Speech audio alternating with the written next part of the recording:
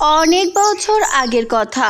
এক সময় ভারতের দিল্লি শহরের কাছেই একটা ছোট্ট গ্রামে বাস করত একটা ছোট্ট পরিবার। সেই পরিবারে লিজা নামের একটা মেয়ে ছিল। সে অনেক ভালো একটা মেয়ে ছিল। লিজার মা সে যখন ছোট ছিল তখনই মারা যায়। সে তার সৎ মায়ের সাথে বসবাস করত। আর লিজার সৎ মায়ের ছোট্ট একটি মেয়ে ছিল, তার নাম ছিল লামিয়া। লামিয়া অনেক অহংকারী মেয়ে ছিল। সে সব সময় লিজাকে দিয়ে সব কাজ করাতো। বোন, আমার জন্য তাড়াতাড়ি করে খাবার বানিয়ে নিয়ে আয়, আমার অনেক খিদে লেগেছে। এখন তো আমাকে বাড়ির সব কাপড় ধুতে হবে। আমি এখন তোর জন্য রান্না করতে পারবো না। কাজ শেষ করে আসি, তারপর তোর জন্য রান্না করে নিয়ে আসবো। কি বলছিস তুই এইসব? তুই আমার মেয়ের সাথে এইভাবে কথা বলছিস? তোকে কিন্তু একদম মেরে ফেলবো। তাড়াতাড়ি করে আমাদের সবার জন্য রান্না করে নিয়ে আয়, তারপর তোর কাজ করিস। আচ্ছা মা, তুমি আমাকে একটু ভালোবেসে না হয় কথাটা বললে পারতে। আমি তো বাড়ির সব কাজ করে ক্লান্ত হয়ে যাই, তবুও তো আমার কাজে কেউ সাহায্য করতে আসে না। আমিও তো বাড়ির একজন মেয়ে, তাহলে আমাকে কেন তুমি ভালোবাসো না? আর আমার ছোট বোন লামিয়াকে তুমি এত আদর করো, আর তাকে কোনো কাজ করতে বলো না কেন? তুই আমার মুখে মুখে এত তর্ক করছিস কেন? তোকে যা বলেছি তুই আই কর। কখনোই আমার কথার অবাধ্য হোস না, তাহলে কিন্তু বাড়ি থেকে বের করে দেব। তাড়াতাড়ি করে আগে রান্না করে নিয়ে আয়। আচ্ছা ঠিক আছে মা, আমি তোমার সব কাজ করে দিচ্ছি। আর লামিয়া, আমি তোর জন্য খাবার রান্না করে নিয়ে আসছি। এখন তুই এখানে একটু বস আর আমার জন্য অপেক্ষা কর, আমি এখনই চলে আসছি। তারপর লিজা রান্নাঘরে চলে যায় আর রান্না করে তার বোনের জন্য। তখন লিজা মনে মনে বলে, এখন আমার রান্নাটা ভালোভাবে করতে হবে, তা না হলে আমার মা আর বোন আমাকে অনেক বকাবকি করবে। কেন জানি না আমার মা আমার ছোট্ট বোনকে বেশি ভালোবাসে আর আমাকে দেখতেই পারে না আমি তাদেরকে কত ভালোবাসি, আর তারা আমাকে একটুও ভালোবাসে না। আচ্ছা যাই হোক, এখন রান্নাটা শেষ করে আমাকে আরো কাজ করতে হবে। তারপর লিজা রান্না শেষ করে তার বোনের জন্য খাবার নিয়ে যায়। বোন, এই নে তোর খাবার, তুই তাহলে বসে খাবার খা। আর আমি এখন চলে যাচ্ছি, আমাকে এখন আরো অনেক কাজ করতে হবে। আচ্ছা ঠিক আছে, তাহলে তুই ভালো করে কাজ কর। তোর তো এখন এ বাড়িতে কাজ করা ছাড়া আর কোনো উপায় নেই। যা গিয়ে কাজ কর, আর আমি আরাম করি। আজ যদি আমার মা বেঁচে থাকতো তাহলে আমার মাও আমাকে এমনভাবে আদর করত, কিন্তু আজ যে আমার মা নেই, তাই সবাই আমাকে দিয়ে সব কাজ করায়। কখনো কারোর আমার প্রতি একটুও দয়া মায়া হয় না। সারাদিন কাজ করতে করতে আমার শরীর দুর্বল হয়ে যায়, তবু আমাকে কেউ বোঝে না। এই সব কথা বলার পর লিজা সেখান থেকে চলে যায় আর লিজা কাপড় ধুতে চলে যায়। কাপড় ধোয়ার পর লিজা বাড়ি থেকে বের হয়। তাদের বাড়ির পাশে একটা গাছের নিচে বসে থাকে আর বলে, আজকে যদি আমার মা বেঁচে থাকতো তাহলে হয়তো আমার এতটুকু কষ্ট করে বেঁচে থাকতে হতো না। মা, বাবা, তোমরা কোথায় চলে গেলে? এই কথা বলে লিজা যখন মন খারাপ করে বসে থাকে তখনই তার সামনে একটা পরী আসে। আর তারপর সেই পরীটি লিজাকে দেখে বলে, এই যে মেয়ে, তুমি এখানে মন খারাপ করে বসে আছো কেন? আমাকে বলো, তোমার বাড়িতে কি কেউ তোমাকে বকা দিয়েছে তাই এখানে বসে আছো? আচ্ছা, এখন লক্ষ্মী মেয়ে, তুমি তোমার বাড়ি চলে যাও। তোমার মা বাবা তোমার জন্য না হলে চিন্তা করবে। তুমি তাড়াতাড়ি করে বাড়িতে পৌঁছে যাও। আপনি কি সত্যি একজন পরী? তাহলে আপনি কি বুঝতে পারেন না যে আমার সঙ্গে ঠিক কি হয়েছে? আমি কেন এত দুঃখী?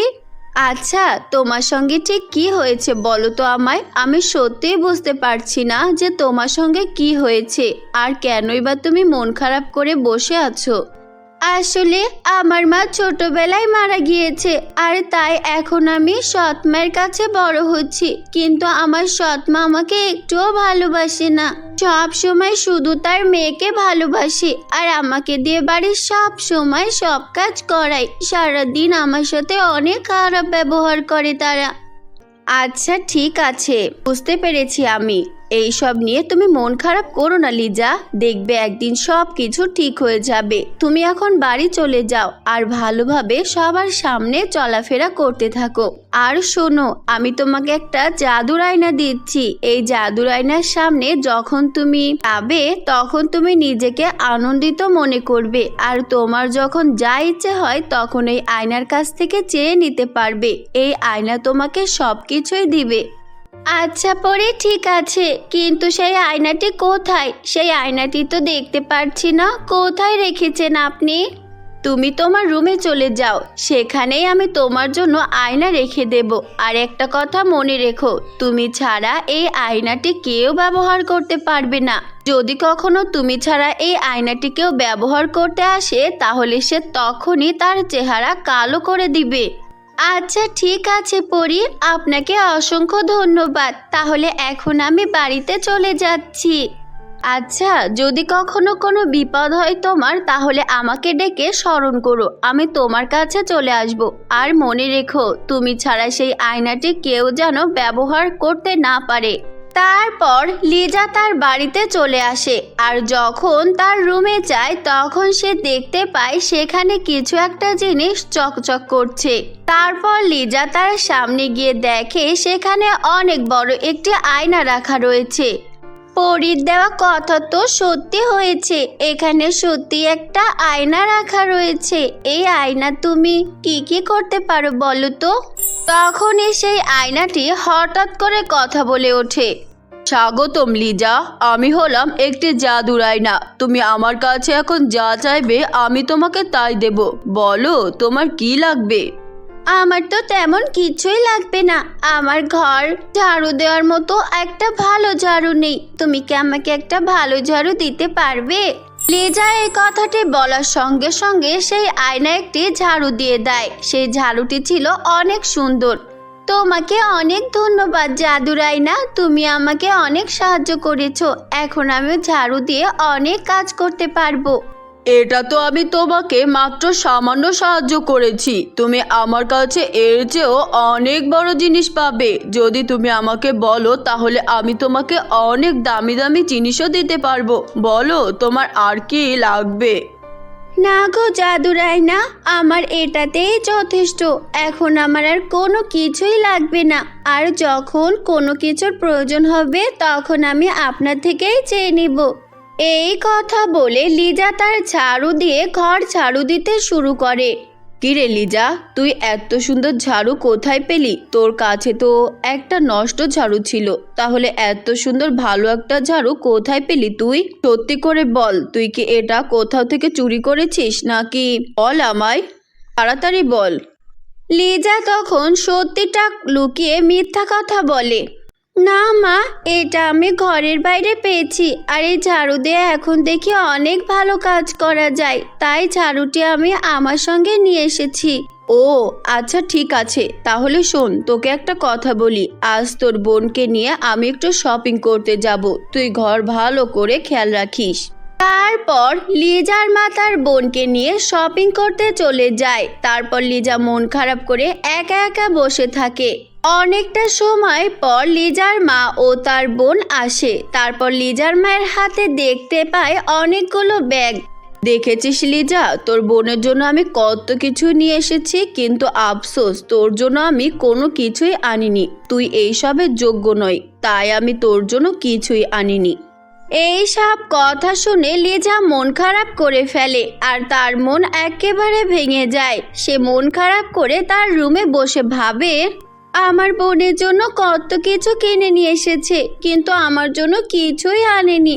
আজকে যদি আমার নিজের মা বেঁচে থাকতো তাহলে আমার জন্য এত কিছু কিনে আনতো। তারপর লিজা মন খারাপ করে বসে থাকে। তখনই সে জাদুর আয়নাটি সামনে উঠে বলে, লিজা, তুমি এইভাবে মন খারাপ করে আছো কেন? তুমি আমার কাছে বলো তোমার কি প্রয়োজন হয়, আমি তোমাকে তাই দেব। তোমার মন ভালো করার জন্য যা লাগবে আমার কাছে চাও। আসলে আজ আমার বোনের জন্য মা অনেক শপিং করে নিয়ে এসেছে, কিন্তু আমার জন্য কোনো কিছুই আনেনি। আর যদি আমার আপন মা আজকে বেঁচে থাকতো তাহলে আমার জন্য তো কিছু একটা নিয়ে আসতো, আমারও তো ইচ্ছে হয় যে আমি নতুন নতুন জামা পরবো, কিন্তু আমাকে তো কেউ দেয় না। ও আচ্ছা, তোমার জামা লাগবে? তাহলে এটা তো আমার কাছেই চাইতে পারতে। আচ্ছা ঠিক আছে, আমি তোমাকে এখনই সুন্দর দেখে একটা জামা উপহার দিচ্ছি। এই কথা বলার সঙ্গে সঙ্গে সুন্দর একটা জামা লিজার শরীরে লেগে যায়। আর সুন্দর জামা দেখে লিজা নিজে নিজেই অনেক খুশি হয়ে যায়। আর তারপর লিজা সেই আয়নাকে বলে, আপনাকে অসংখ্য ধন্যবাদ জাদুর আয়না, আপনি শুধু আমাকে সাহায্য করে যাচ্ছেন। আপনাকে কি বলে যে ধন্যবাদ দেব বুঝতে পারছি না।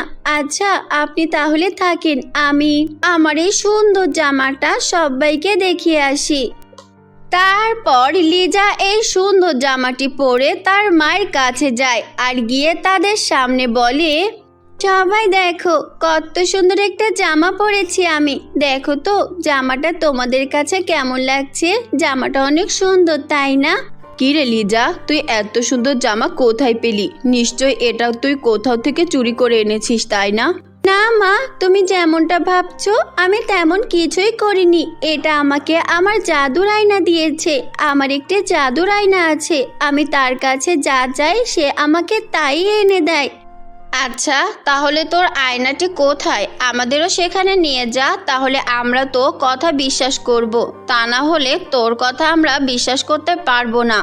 আচ্ছা ঠিক আছে, তাহলে চলো আমার সাথে আমার রুমে। সেখানে গিয়েই তোমরা দেখতে পাবে যা আসল নাকি নকল। তারপর লিজার সাথে লিজার বোন ও তার মা তার রুমে চলে যায় আর তার লুকানো আয়নাকে বলে, এই যে জাদুর আয়না, তুমি আমার জন্য একটা শাড়ি দাও, শাড়িটা যেন অনেক সুন্দর হয়।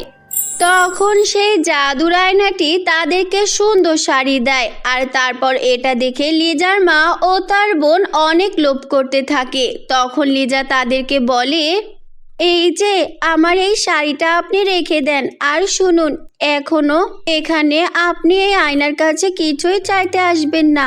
আমি ছাড়া এই আয়নার কাছে যদি কেউ কখনো কিছু চায় তাহলে তার বিপদ হতে পারে। আচ্ছা ঠিক আছে, তাহলে এটাই হবে। আমরা কখনোই তোর রুমে এসে আয়নার কাছে কিছুই চাইবো না। এইগুলো বলে লিজার মা ও তার ছোট বোন লামিয়া সেখান থেকে তাদের রুমে চলে যায়। আর তারপর লিজা যখন তার রুমে ঘুমিয়ে পড়ে তখন তার মা ও তার ছোট্ট বোন লামিয়া তার রুমে এসে আয়নার কাছে গিয়ে বলে, এই যে জাদুর আয়না, আমাদেরকে অনেক টাকা পয়সা, স্বর্ণ অলংকার দাও, আর আমরা যেন তাড়াতাড়ি করে বড়লোক হতে পারি, তাই আমাদের আরো বেশি অনেক সুন্দর জিনিস দাও। তখন সেই আয়না তাদেরকে কিছুই দেয় না, বরং তাদের চেহারা কালো বানিয়ে দেয়। আর তারপর লিজা ও তার বোন কান্না করতে থাকে। তখনই লিজার ঘুম ভেঙে যায়। তারপর লিজা বলে, এটা আপনারা কি করলেন? আপনাদেরকে তো আমি বলেইছিলাম যে আমার রুমে এসে আমার আয়নার কাছে কিছুই না চাইতে।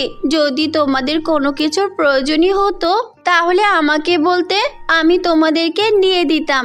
এখন আমি তোমাদের জন্য আর কিছুই করতে পারবো না।